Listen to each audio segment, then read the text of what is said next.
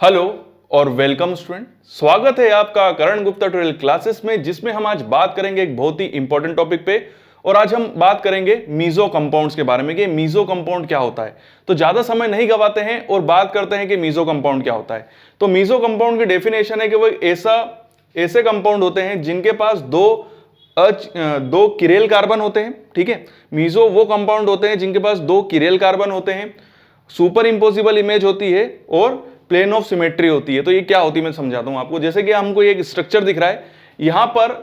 First it is a meso compound. Meso compound का first point है कि chiral carbon होना चाहिए, वो भी कितने, दो। तो किरेल कार्बन का मतलब वो होता है कि एक ऐसा कार्बन जो चार अलग अलग एटम्स या ग्रुप से जुड़ा हुआ हो, तो ऐसे कार्बन को क्या बोला जाता है, किरेल कार्बन। ठीक है, तो यहां पर हमको दो कार्बन दिख रहे हैं। देखिए यहां पर एक कार्बन ये है और एक कार्बन ये है। ठीक है, और ये दोनों जो है वो किरेल कार्बन है। कैसे, अगर हम इस कार्बन की बात करें तो यहां पर देखिए हाइड्रोजन है, OH है, COOH है, तीनों अलग ग्रुप है। क्लियर है। और अगर इसको पूरा का पूरा एक ग्रुप मान लें तो ये एक चौथा अलग ग्रुप हो गया, तो ये भी एक किरेल कार्बन है।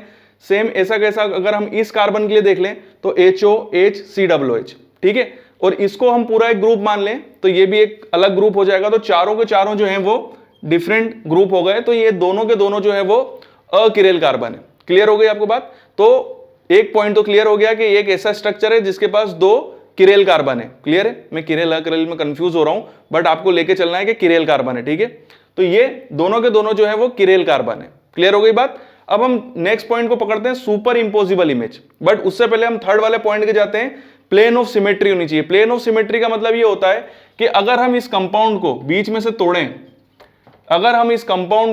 से तोड़ें, तो ये बराबर बराबर हिस्सों में टूटना चाहिए। तो देखिए बराबर हिस्सों में टूट रहा है। इधर भी जो कंपाउंड आएगा इट इज कॉल्ड COOH आएगा, इसके पास भी कार्बन H और ये आपका HO। क्लियर है, तो एक ये ऊपर वाला हो गया। और अगर हम इसको तोड़ें तो ये देखिए HO and COOH। ठीक है, तो हमको दो जो अलग अलग कंपाउंड मिले, ये दोनों जो हैं वो प्लेन ऑफ सिमेट्री, मतलब दोनों सेम है, तो इसे बोला गया प्लेन ऑफ सिमेट्री। जब एक ही कंपाउंड को तोड़ा जाए बीच में से, तो अगर वो दो पार्ट में टूटता भी है तो दोनों की तरफ बराबर बराबर पोर्शन होना चाहिए। ठीक है, तो ये 50-50% है। ठीक है, सेम ग्रुप दोनों में गए हैं, दोनों किरेल कार्बन के पास सेम ग्रुप है। तो ये हो गया आपका प्लेन ऑफ सिमेट्री। अब बात करते हैं हम अपने सेकेंड पॉइंट पे। मतलब सेकेंड पॉइंट कहता है सुपर इंपोजिबल मिरर इमेज।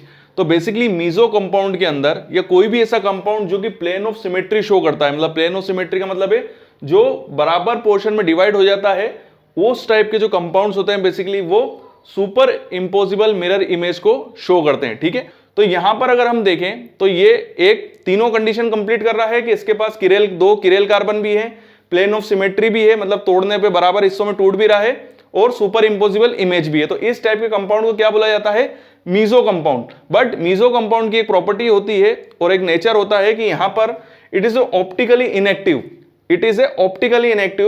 क्यों ऑप्टिकली इनएक्टिव का मतलब क्या होता है? देखिए ऑप्टिकली इनएक्टिव का मतलब ये होता है कि जिस कंपाउंड से मोनोक्रोमेटिक लाइट निकले, मैं आपको बताता हूं कि ऑप्टिकली एक्टिव क्या होता है। ऑप्टिकली एक्टिव कंपाउंड का मतलब ये होता है कि अगर वो कंपाउंड है उससे मोनोक्रोमेटिक लाइट पास हो और वो उस मोनोक्रोमेटिक लाइट को एक पर्टिकुलर एंगल में रोटेट कर दे, तो इस टाइप के मॉलिक्यूल या कंपाउंड को क्या बोला जाता है, ऑप्टिकली एक्टिव।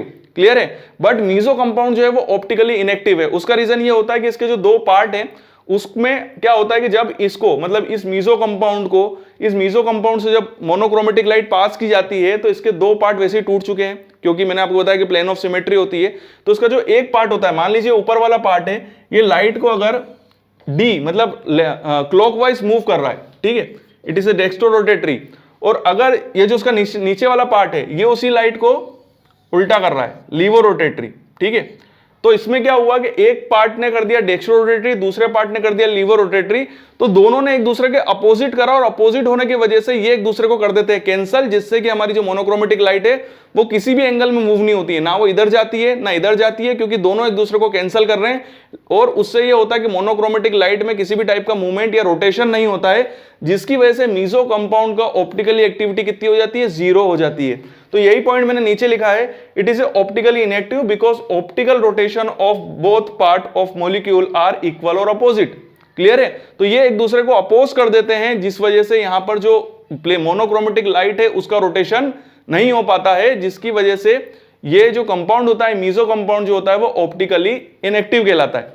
क्लियर हो गई आपको बात? तो मीजो कंपाउंड एक ऐसा कंपाउंड है जिसमें दो चिरेल कार्बन होते हैं, प्लेन ऑफ सिमेट्री होती है और सुपर इंपोजिबल इमेज होती है। क्लियर हो गया? और इसकी ऑप्टिकल एक्टिविटी जो होती है वो जीरो होती है, क्योंकि यहां पर जो इसके दोनों पार्ट हैं वो एक दूसरे की ऑप्टिकली मतलब मोनोक्रोमेटिक लाइट के रोटेशन को इक्वल नहीं होते हैं, वो एक दूसरे के अपोजिट होते हैं, जिस वजह से यहां पर ऑप्टिकल रोटेशन जीरो हो जाता है और इसकी ऑप्टिकली एक्टिविटी जीरो हो जाती है। क्लियर हो गई बात? तो ये it is A optically inactive compound.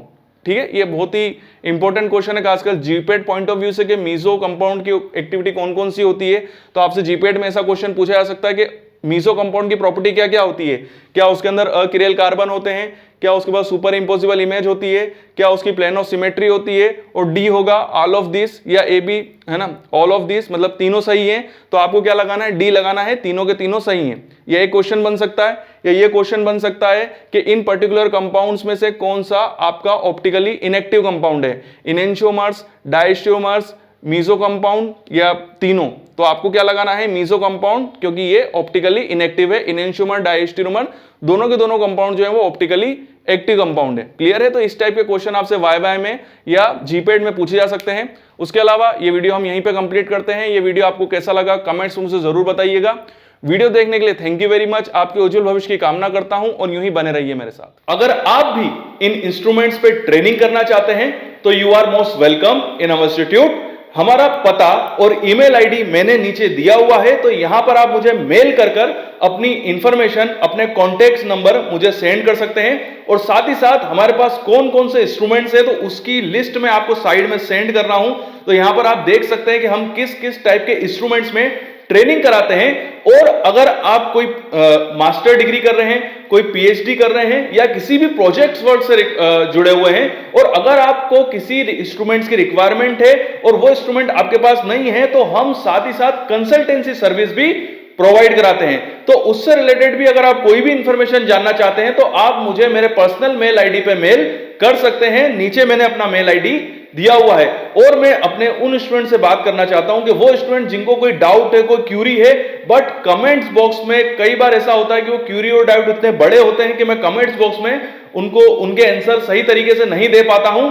तो आप मुझे मेरे इंस्टाग्राम पे फॉलो कर सकते हैं। ये मेरा इंस्टाग्राम आईडी है। तो यहां पर मैं आपसे डायरेक्टली कांटेक्ट में आ जाऊंगा और आप मुझे डायरेक्टली क्वेश्चन पूछ सकते हैं और मैं आपके सारे डाउट जरूर क्लियर करूंगा। तो वीडियो देखने के लिए थैंक यू वेरी मच और यूं ही बने रहिए मेरे साथ।